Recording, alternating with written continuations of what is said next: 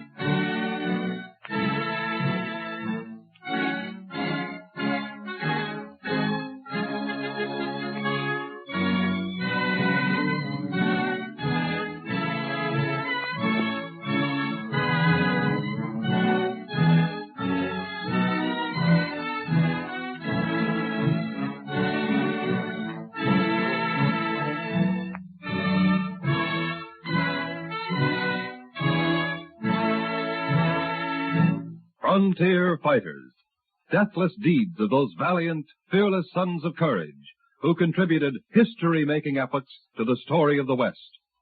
The history of Arizona fairly bristles with the adventure of Cochise, the only Indian who successfully defied the authority of the federal government for more than a decade.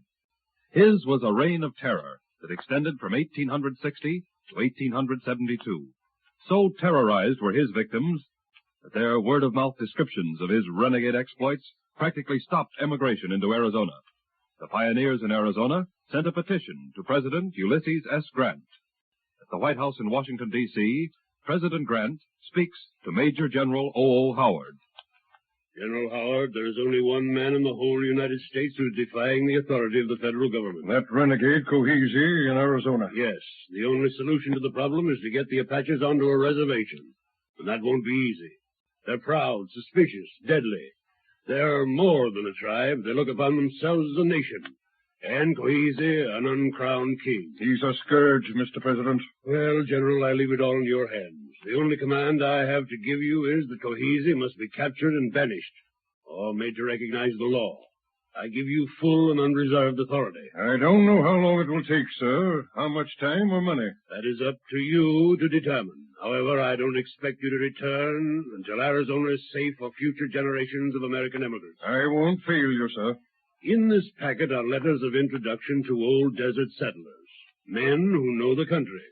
The guide who will do you the most good is a red-headed, independent, devil-may-care frontiersman, Captain T.J. Jeffords. I'll make him my aide, sir. It's only fair to warn you, General, that Captain Jeffords is loyal to both the federal government and his friend, Cochise.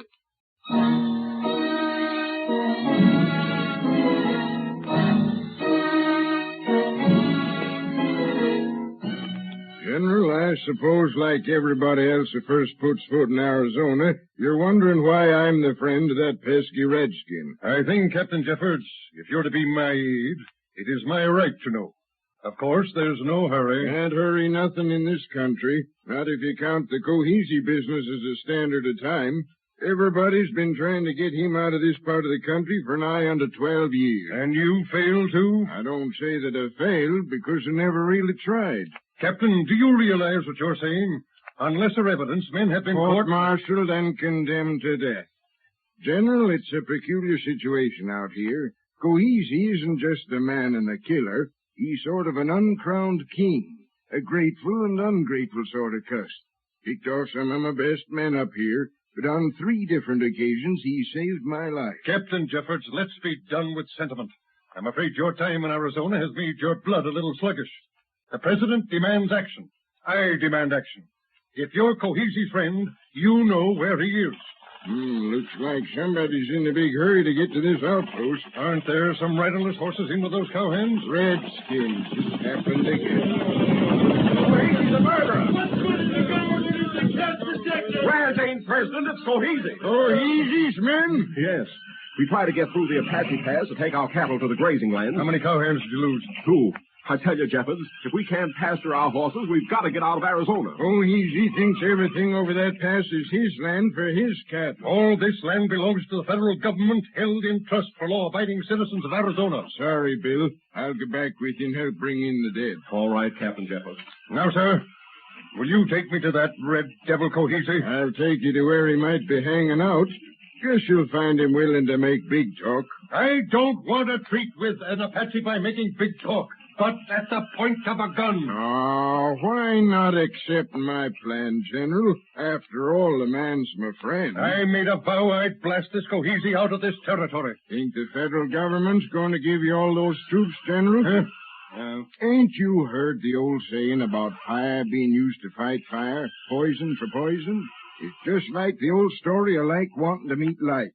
Cochise's a king in Arizona. Well, this is certainly a new way to play a game of war. If you leave your guns and cartridge belts behind, just the minute we put foot into his territory, we'll get somewhere. I insist on taking a troop with me. 5 men is all you need for this mission. Oh, what can 5 men do against 500 Indians? Authority, General, ain't in numbers. It's stamped in a man's face. Well, I'm following your advice blindly. I'm trusting in you to know the Apaches. I know 'em, General, well.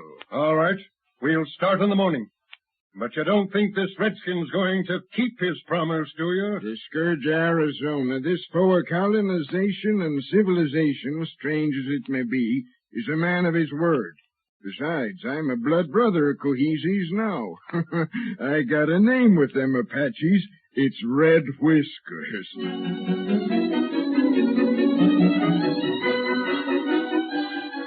General Howard was forced to accept Jeffords' counsel. Much against his will, he started out for Indian country with a party of 5 men. After a journey of 3 days, Jeffords brought the party to a halt and lit a signal fire. Within half an hour, a thundering horde of redskins suddenly appeared.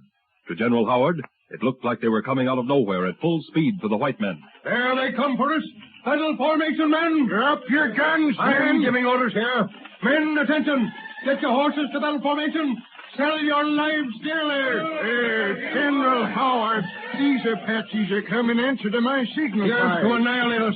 Thanks to your advice, Captain Jeffords, we'll be wiped out. We will if we so fight. These Apaches ain't got their war bonnets on, I tell you. They're rigged out in the Sunday go-to-meeting clothes to welcome us. Way to go, sir. I suppose I've got to be fool enough to do as you say, Jeffords. Tell your men to take off your cartridge belts and throw 'em on the ground. Do as Captain Jeffords says, then. All right, sir. Look, they're armed. Put your hands out in front of you, men, all except the general. You, sir, hold your hands on your chest and look like U.S. Grant might if he was here. A lot of idiotic tomfoolery with bloodthirsty savages. Red Whiskers desires General Howard to be taken to his blood brother Cochise, who will make big talk with him in the name of the White Father in Washington. Red Whiskers, honored in tribe of Cochise. He keep his word. Now, white men, they put on belts with firearms in them. All will be armed now, but none will shoot. I have spoken. All among us will be armed, but none will shoot. I have spoken. All right, General, they lead, you follow.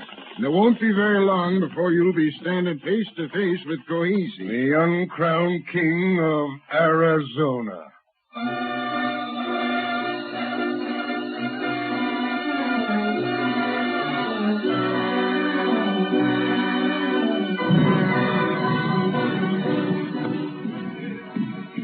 Right through here, General, into this lodge. That's Cochise coming to us. He speaks English with a Mexican accent. Been trading among the Mexicans so long. I still think we're in a trap, and we'll never get out of this alive. General, it's eye to eye with these Injuns. Better start giving him the pride look. Welcome. Welcome, Red Whiskers, my brother. Welcome to you, my brother Cochise. And a welcome to you, General Howard. Let us sit and smoke the pipe of peace. First, I smoke. To you next, my brother Red Whiskers. Yeah. And from my lips to the lips of him who speaks with the tongue of the great White Father in Washington.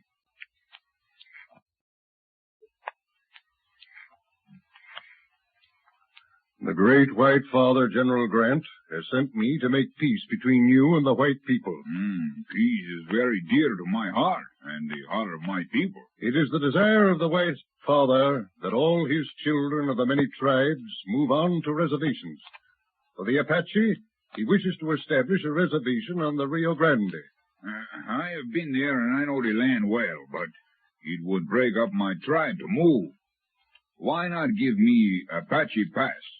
Give me that, and I will protect all the roads. I will see that nobody's land is taken by the Indians. That might do, but it would be much better for your tribe to go to Alamosa. I must call all my warriors and my chiefs together again. It will be 10 days before I know their will. I can stay until there is peace between you and me, between my people and your people. I have spoken. General, I think you put it over and you handled him with dignity and authority. If I fail in this, then I don't know what will be the future of this great territory. These redskins have got as many holes as foxes. Take 50 years to blast them out. Cochise knows the game will be up someday. I'll get to him tomorrow and tell him if he don't make peace, his people will be the outcasts of all the Indian nation. They're murderers and renegades now. But not outcasts. He's proud, this Cochise. Proud of what? General, maybe he's proud of belonging to a people that remind us they happen to be the first Americans.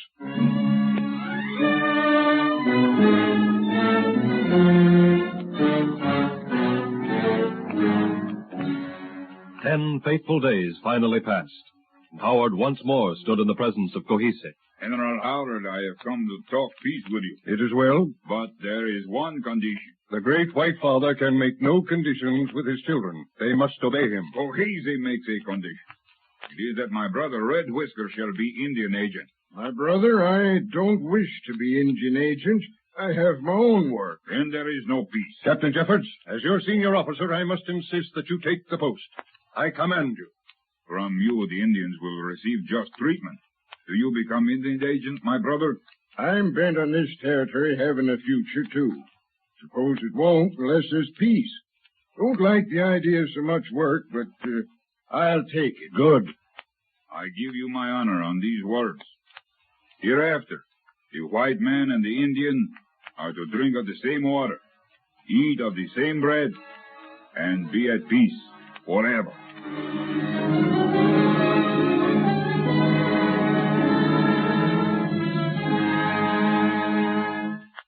And so peace did come to Arizona, and with it prosperity. And once more the emigrant trains appeared on the Santa Fe Trail, bound for Arizona. Cochise, true to his word, kept the peace, and his son after him, thanks to the faith President Grant had in General Howard and the strange loyalty of Captain Jeffords. And so another chapter closes in the annals of the history of the West. And those brave men, who we are proud to call frontier fighters.